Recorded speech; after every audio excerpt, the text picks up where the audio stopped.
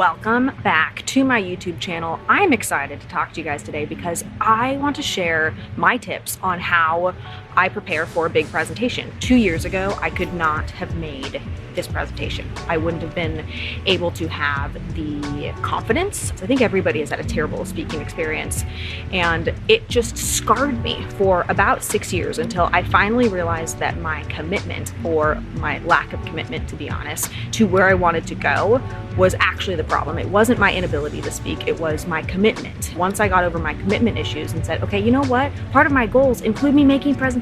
In order to get what you want, you likely have to meet a lot of people. You likely have to make a presentation to people. You have to sell people on your ideas. Getting over your presentation fears is important. And I'm going to share with you what I do in order to get over those things. The first thing I do every single morning before I'm making a presentation is start with my intention.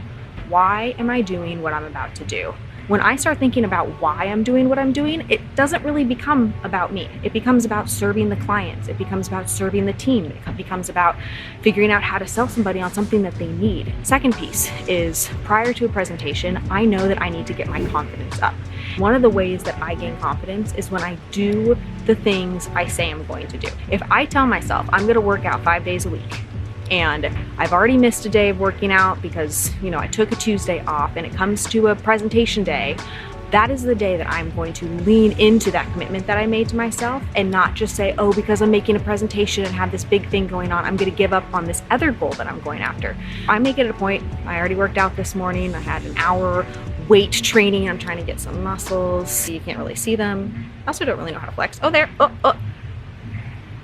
Pretty big, huh? I do something that I know is good for me because I'm going to need confidence in order to go in and deliver my message that people need to hear. The next thing that I do before every single presentation is you gotta review your content. I used to go word by word. I'd map everything out. I would rehearse it. I would memorize it. I don't do that any longer. Over the last 2 years, I've probably made at least 300, if not more.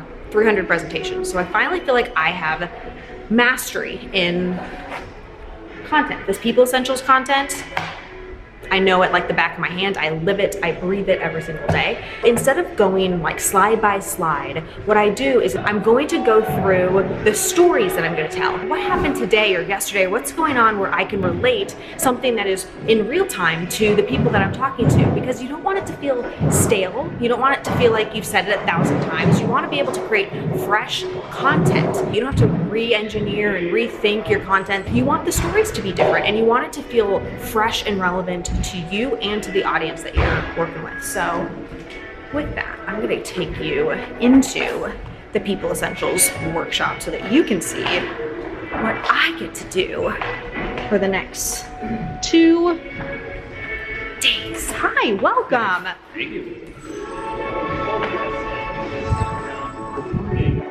And retaining team members. So it kind of sounds like what everyone kind of shared was, how do we recruit people with the proper expectations as to what our culture is so that we can retain them and advance them.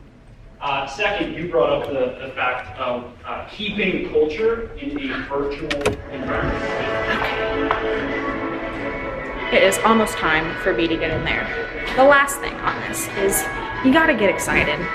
If you're not doing things, if you're not making presentations, if you're not committed to where you're going, your presentation's gonna suck. I can just promise you.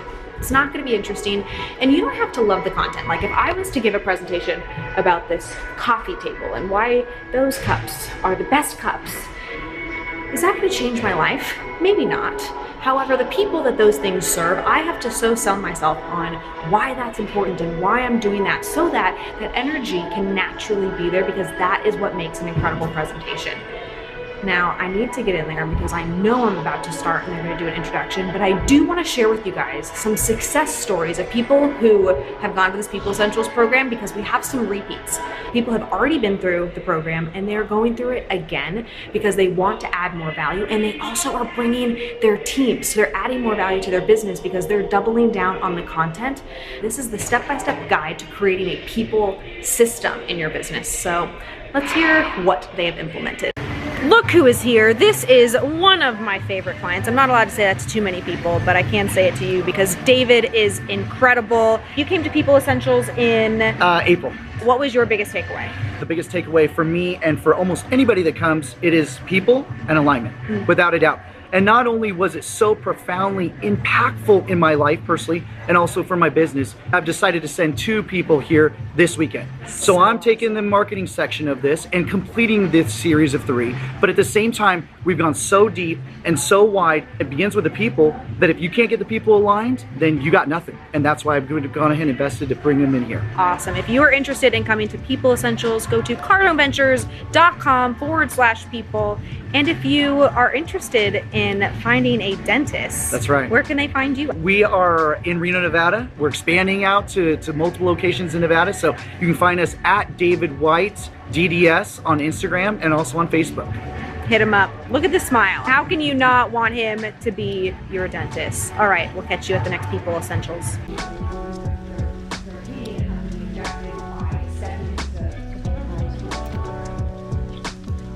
So 6 months would be probably the shortest that we've ever promoted to somebody. I would say if the company is meeting its growth objectives, this should happen.